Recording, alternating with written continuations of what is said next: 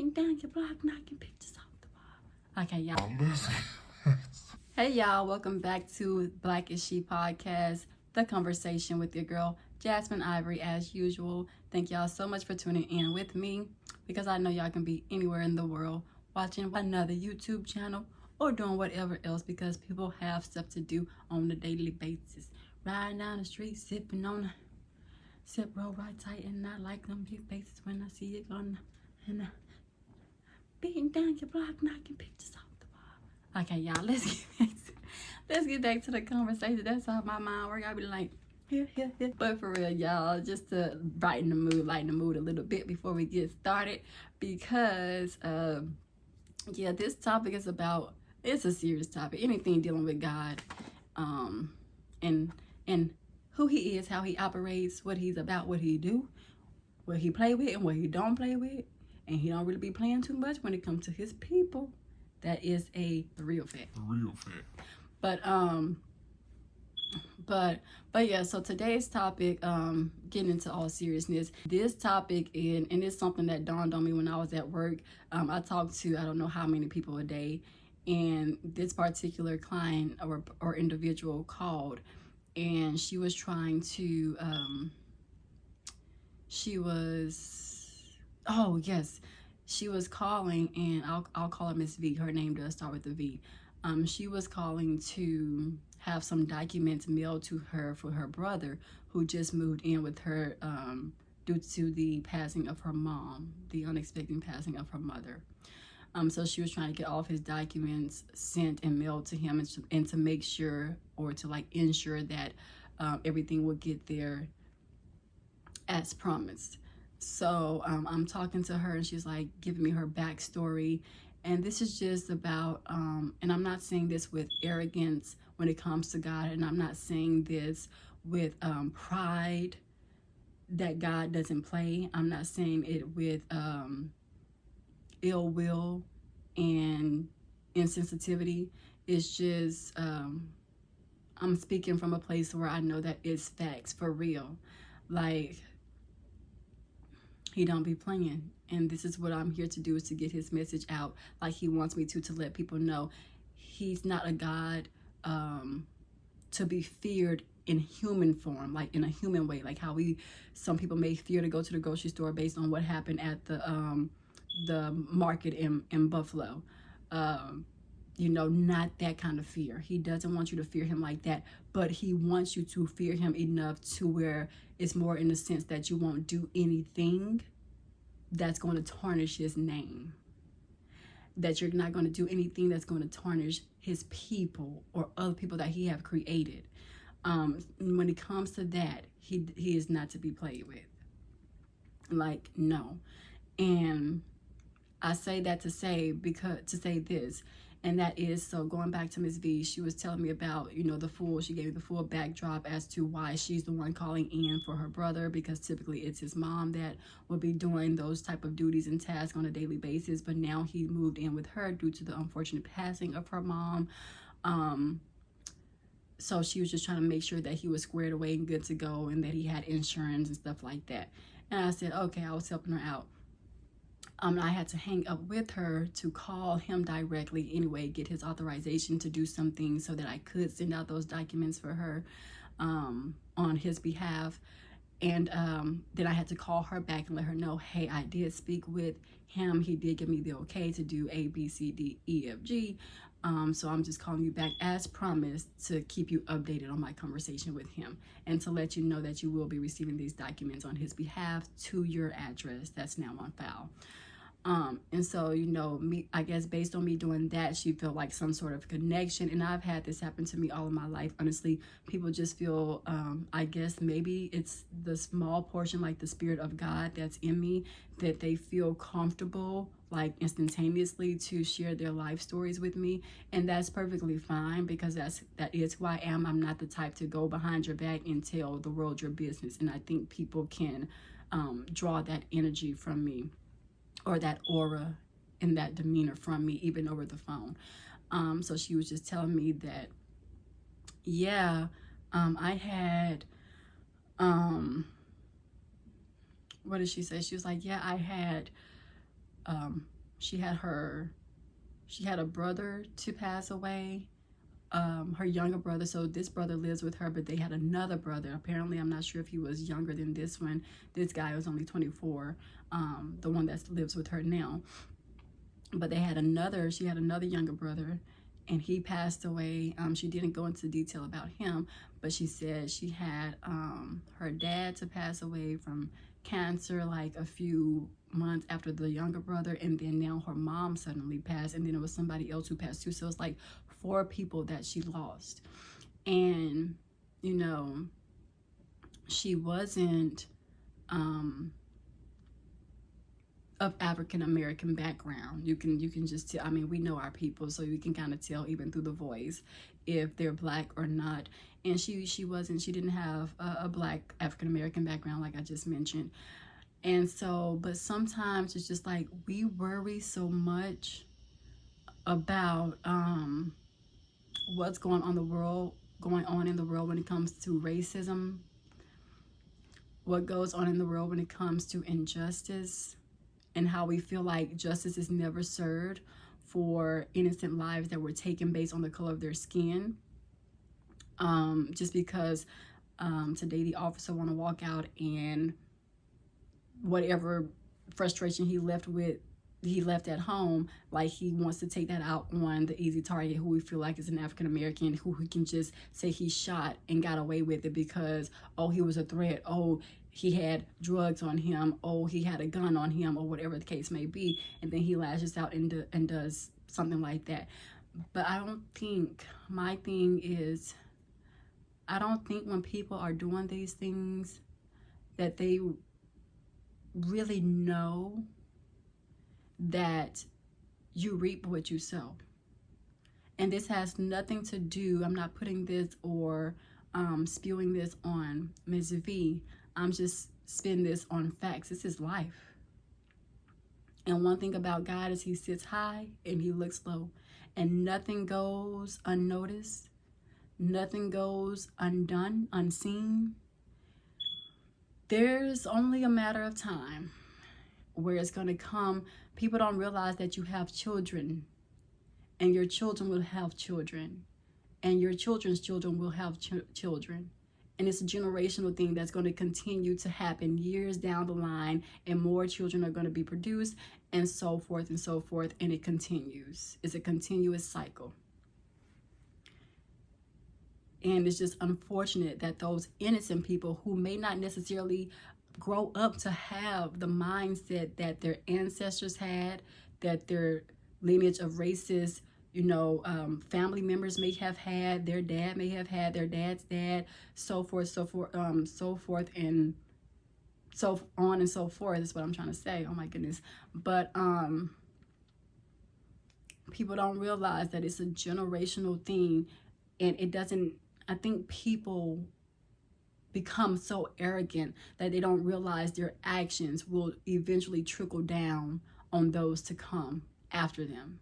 So just because they may not have never reaped their karma from what they did, if they were the ones who were out there dragging black men by the trucks, dragging black men or beating them with bricks, or Lord forbid, doing them how they did Emmett Till, and it was another black guy in a smaller part of Texas where they drug him up and down, tied him to the outside of the back of the truck and drove the truck.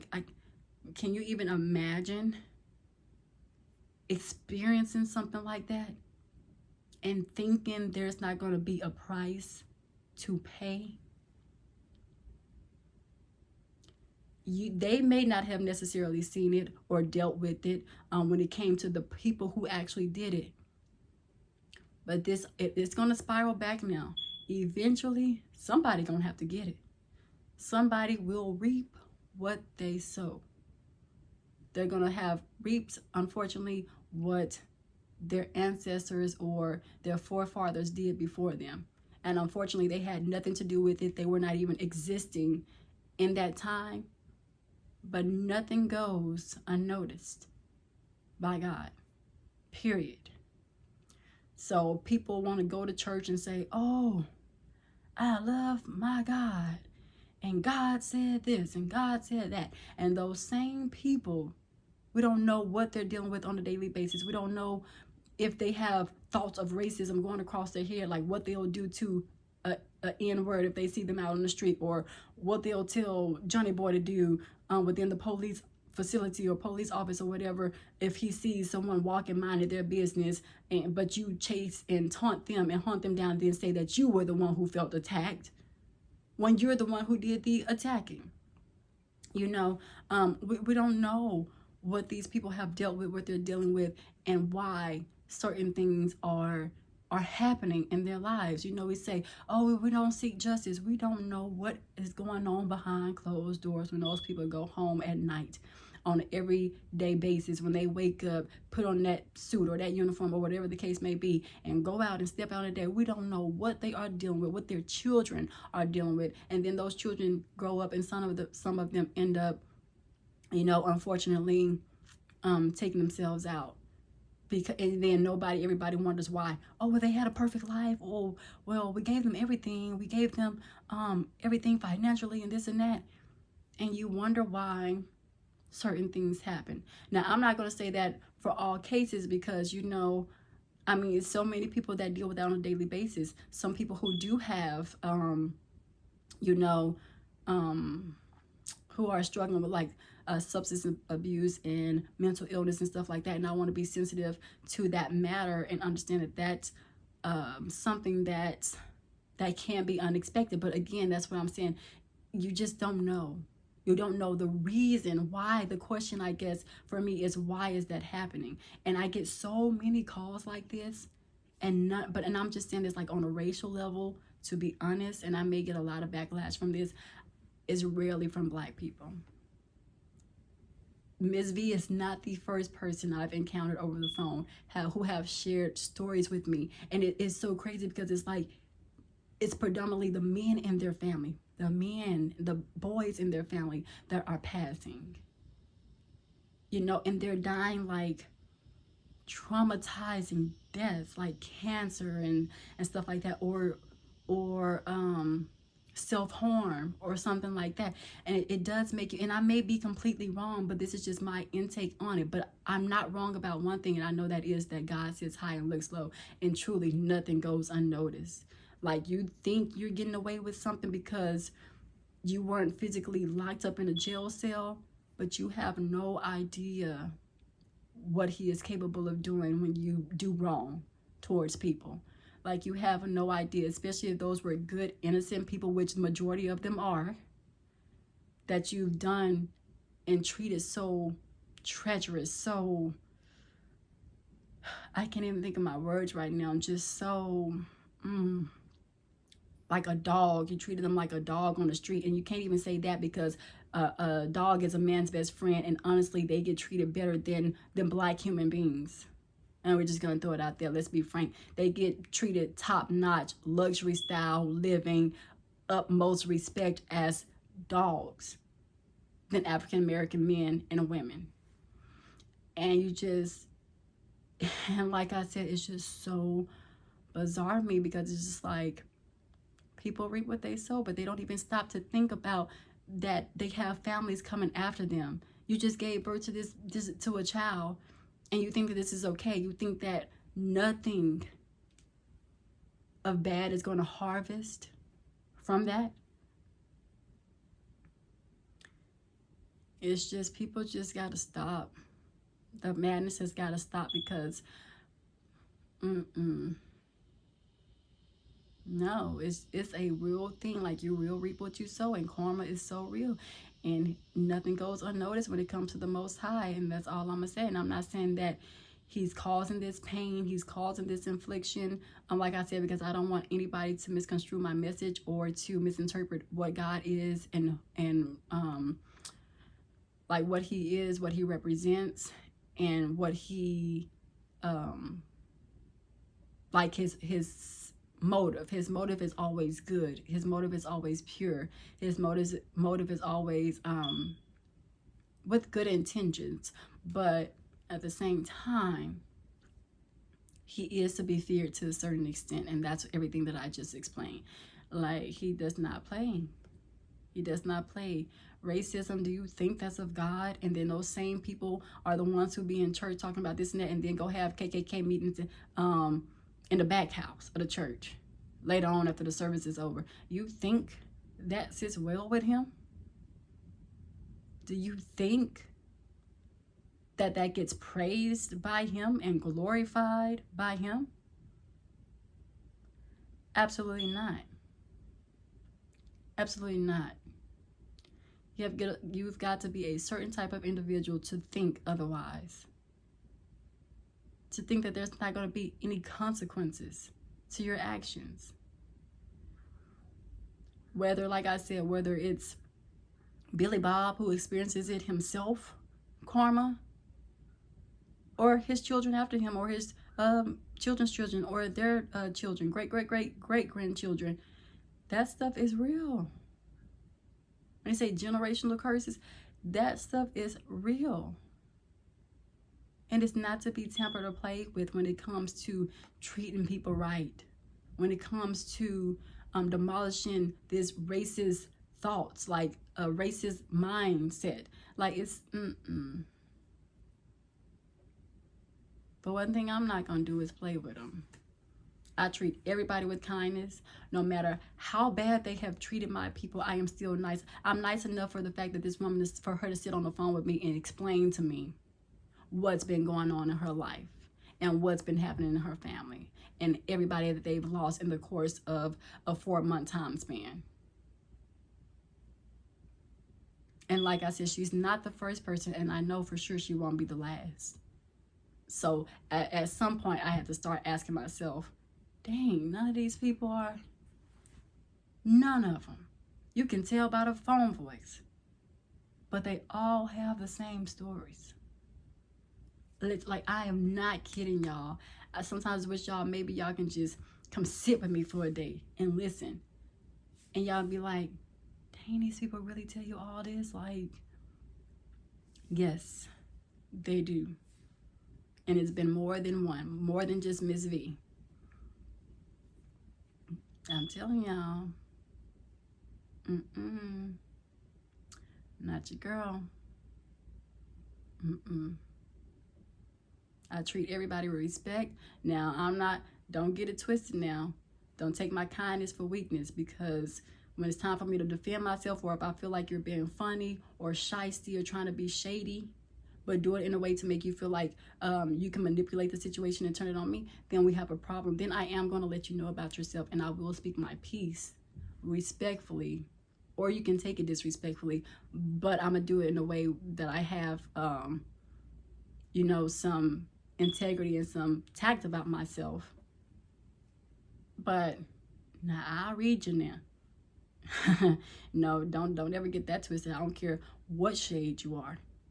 Because like I said on another video, I'm not intimidated by no race. I'm not inferior to no race. For what? I wish I would be. Because I know who got me. That one up there. That's all I need. So, I'm going to be scared of them for what? I don't think so. Respect is respect. It's earned, not just given. So, but yeah, y'all, just be safe out here. I love y'all. Be kind, be thoughtful, be cautious. Be easy out here in these streets, because they ain't nothing nice. Karma ain't nothing nice. All I want is good karma. You feel me? Just good karma. Let me give you something to talk about. Okay, y'all, let me get off this video. All right, so yes, as always, what I always say, y'all should know my motto by now. I love y'all from the depths of my heart. Y'all stay safe, like I said before, and till next time.